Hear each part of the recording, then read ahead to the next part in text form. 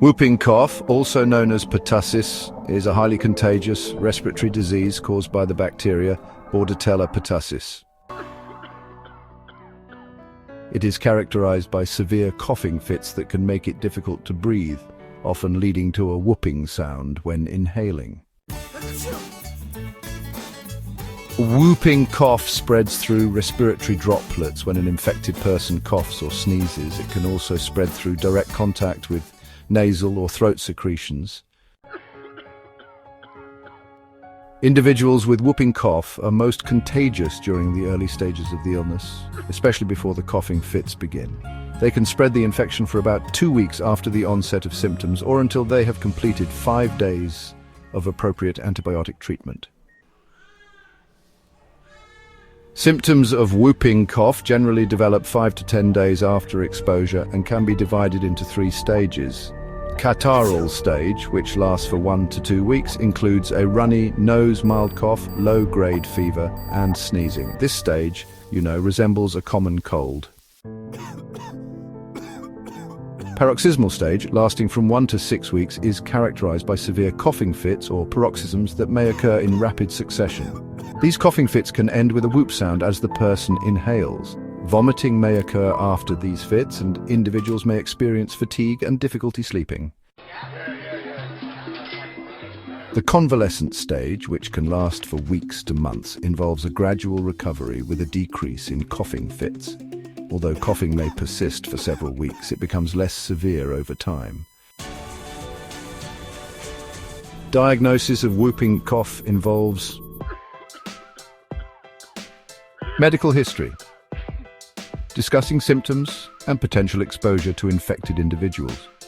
Physical examination. A healthcare provider may listen to the lungs and assess coughing fits. Laboratory tests. Nasal swab or aspirate testing for Bordetella pertussis using PCR or polymerase chain reaction or culture methods. Blood tests. Serological tests can also help confirm the diagnosis, though they are less commonly used. Treatment for whooping cough focuses on alleviating symptoms and limiting the spread of infection. Antibiotics like azithromycin, clarithromycin, or erythromycin are effective, especially when started early in the course of the disease.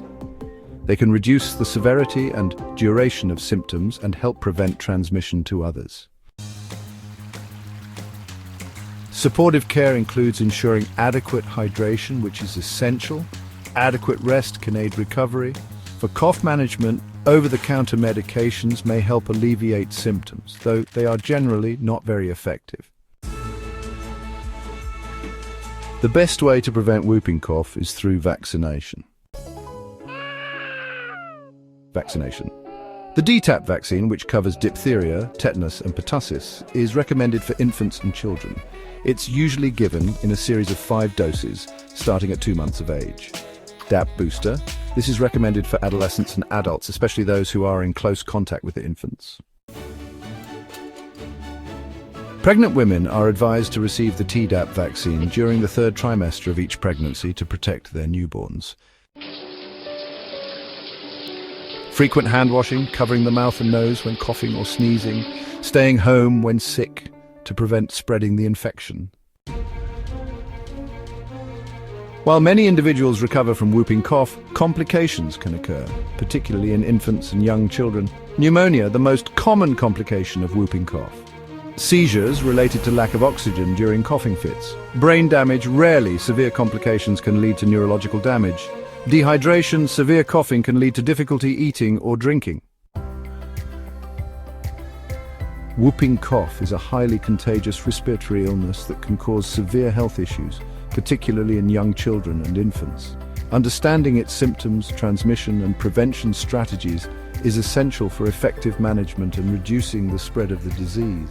Vaccination is the most effective way to prevent whooping cough, and prompt treatment can help mitigate symptoms and prevent complications.